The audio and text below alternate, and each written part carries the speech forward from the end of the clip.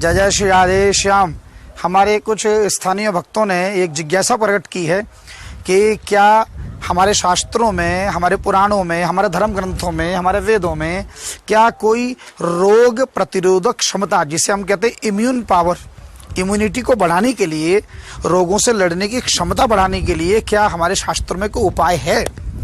तो निश्चित रूप से उपाय है। हमारे शास्त्रों में तो, हमारे वेदों में तो करोड़ों करोड़ों वर्ष पुरानी परंपराएं चली आ रही हैं। प्रकृति की तरफ से नैसर्गिक उपाय, यानी रोग प्रतिरोधक क्षमता बढ़ाने की इतनी सुंदर दिव्य नैसर्गिक उपाय हमारे शास्त्रों में दिए हुए हैं, पर हम लोग कल तक मानते नहीं थे। पर धन्य है इस कोरोना वायरस का कि जिसने कम से कम 250 देशों के लोगों को सनातन परंपराओं को मानने के लिए, वैदिक धर्म को मानने के लिए, हमारे हिंदू धर्म की मान्यताओं को पालन करने के लिए मजबूर कर दिया है।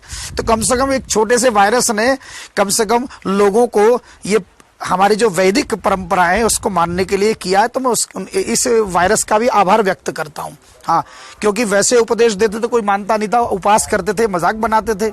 किंतु मैं आपको बताऊं कि वास्तव में हमारे शास्त्र में प्राचीन काल से जो सबसे पहले त्रिकाल संध्या यदि कोई करे प्रतिदिन, और उसमें भी अगर समय फिक्स कर दे कोई, है ना, सर्दी का समय अलग, गर्मी का समय अलग, सुबेरे का, दोपहर को, और दोपहर को ना भी कर सके तो सुबेरे और शाम की 2 समय की संध्या यदि कोई नियम से करके 1-1 सेकंड बिल्कुल फिक्स करके करे, और 1 माला गायत्री सुबेरे और 1 माला शाम को करे, तो निश्चित रूप से गायत्री मंत्र में अपार ऊर्जा, रोग प्रतिरोधक क्षमता को बढ़ाने के लिए शरीर में अपार ऊर्जा प्रकट होती है।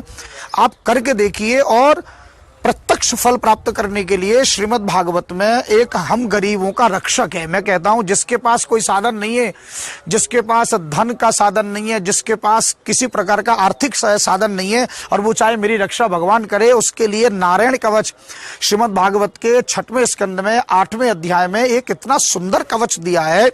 इस कवच को यदि आप पाठ, संस्कृत का जानना अनिवार्य है, पर जो लोग संस्कृत का ज्ञान नहीं रखते वो यदि केवल हिंदी में भी पाठ करें, पर उसमें विधि है, ध्यान दीजिएगा।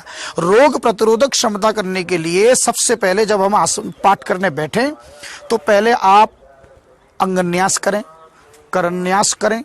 उसके बाद एक विशेष दिग्बंध का वर्णन आता है जिसमें हम 10 दिशाओं में, जैसे मैं अभी इस समय पूर्व दिशा में पूर्वाभिमुख खड़ा हूं, तो 10 दिशाओं में एक विशेष मंत्र बोलकर ओम मह अस्त्राय फट, ध्यान से सुन लीजिए, ये तमाम रोगाणु, विषाणु, जीवाणु, कीटाणु, बैक्टीरिया, वायरस, भूत प्रेत, कुष्मांड, यक्ष, प्रेत, इन सब से, यानी हमारे वायुमंडल में जो सूक्ष्म तरंगे हैं, ऐसे तरंगे जो हमारे शरीर में रोग बनकर प्रवेश करें अथवा रोग प्रतिरोधक क्षमता को ह्रास करे, उन शक्तियों को मारने का काम करते, बाहर ही रोक लेता है। आपको टच नहीं कर सकता, स्पर्श नहीं कर सकता यदि आपने इसका पालन किया।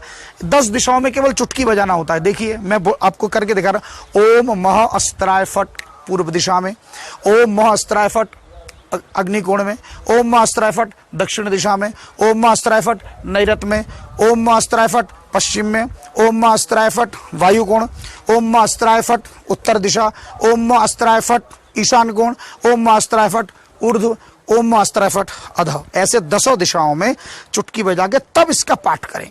और वैसे अंगन्यास, करन्यास, ये सब गूगल में उपलब्ध है, सब लोगों ने बता रखा, आप सीख लीजिए।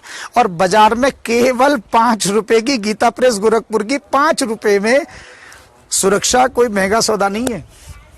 आज ही खरीद लीजिए और कल सवेरे से पाठ शुरू कर दीजिए। मैं तो कहता हूं आज एकादशी का व्रत है, वैष्णव एकादशी आज है, द्वादशी भी है, और आज ही से पाठ शुरू करें और फिर देखिए रोग, शोक, भय, दुख, व्याधि, भूत, पिशाच आपको स्पर्श नहीं कर सकते। लिखा है श्लोक में, मैं नारायण कवच का एक श्लोक आपको सुना भी रहा हूं। गदेश निष्वर्शन विस्फुलिंगे निष्पिंड निष्पिंड जित प्रियासी कूष्मांड वैनायक यक्ष रक्षो भूत ग्रहांश चूर्णय चूर्णयारिन। क्या लिखा है? गदेश निस्पर्शन विस्फुलिंगे, अर्थात जो भगवान की कौमोद की गदा, भगवान के हाथ में शंख चक्र गदा पद्म 4 हाथ, तो भगवान कोई भी आप नाम जपें अथवा पाठ करें तो आप ये शंख चक्र गदा पद्म चतुर्भुज भगवान विष्णु मेरी रक्षा के लिए तत्पर हैं। तो कौमोद की गदा लेके भगवान स्वयं चक्रपाणी मेरी रक्षा के लिए तत्पर है। और इसमें लिखा है कूष्मांड वैनायक, कूष्मांड वैनायक यक्ष राक्षस भूत प्रेत आदि जो सूक्ष्म रूप से हमें अनिष्टकारी होते हैं, चाहे वो रोगाणु हो, विषाणु हो, कीटाणु हो, जीवाणु हो, इन सबको रोकने का काम। यानी आपको ये स्पर्श नहीं कर सकते। तो जब ये स्पर्श करेंगे नहीं तो स्वतः आपकी रोग प्रतिरोधक क्षमता बढ़ेगी। इसलिए नारायण कवच का पाठ कीजिए, शत्रु भय के लिए पाठ कीजिए, रोग से, शोक से, भय से आत्मरक्षा करने के लिए ये नारायण कवच किसी वरदान से कम नहीं है, किसी संजीवनी बूटी से कम नहीं है ना। नारायण कवच का पाठ कीजिए और दोनों समय की संध्या कीजिए। गायत्री मंत्र कम से कम भी एक माला तो जरूर करें और मन ही मन करें, विनियोग के साथ करें। कुछ लोग तो आजकल गायत्री मंत्र को संकीर्तन बना दिए और ताली बजा बजा के गा रहे हैं, यह अपराध है। वैदिक मंत्र को इस प्रकार नहीं गाना चाहिए। गायत्री मंत्र को आसन पर बैठकर विनियोग करके, दिग्बंध करके, करन्यास अंगन्यास आदि करके तब गायत्री मंत्र को जपना चाहिए। मन ही मन बिल्कुल उपांशु जप करें, जिसमें होठ भले ही हिले पर शब्द उच्चरित बाहर ना हो। वैदिक विधि का पालन करके कीजिए। संकीर्तन अगर करना है तो महामंत्र का कीजिए, विजय मंत्र का कीजिए, हरे कृष्ण कृष्ण कृष्ण हरे हरे, हरे राम राम राम हरे हरे कीजिए, अथवा श्री राम जय राम कीजिए। नाम का गुणगान हो सकता है, पर जिसमें बीजों का प्रयोग करते हैं, जिसमें ऐंग बीज, क्लिंग बीज, हिरिंग बीज, ओम बीज जिसमें लगा हो, उनको हम उच्च स्वर से बिना वैदिक रीति के चलते फिरते टहलते नहीं जपना चाहिए, अपराध लगता है।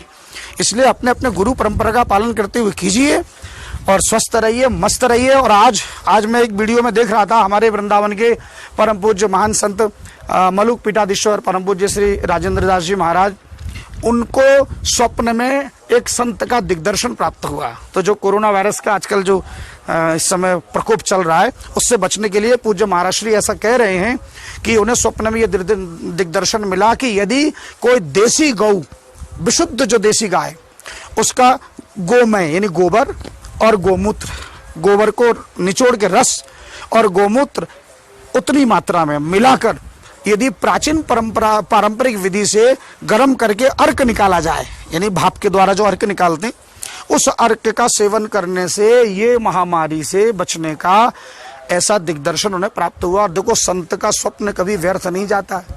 एक संत के मुख से निकला है, मैं तो विश्वास करता हूँ। और चूंकि मैं तो पहले भी गोमूत्र का कई बार पान कर चुका हूँ, तो मुझे कोई संकोच नहीं है ये अर्क पीने में। मैं तो अवश्य पान करूंगा। और वैसे भी महामंत्र का अर्क जिसने पी लिया, हरे कृष्ण कृष्ण कृष्ण हरे हरे, हरे राम राम राम हरे हरे, उसे फिर दुनिया की कोई प्रकोप और किसी प्रकार का भी कोई भी ऐसे संक्रमण उसको स्पर्श भी नहीं कर सकते। इसलिए प्रसन्न रहिए और महामंत्र का जाप कीजिए। जय जय श्री राधे।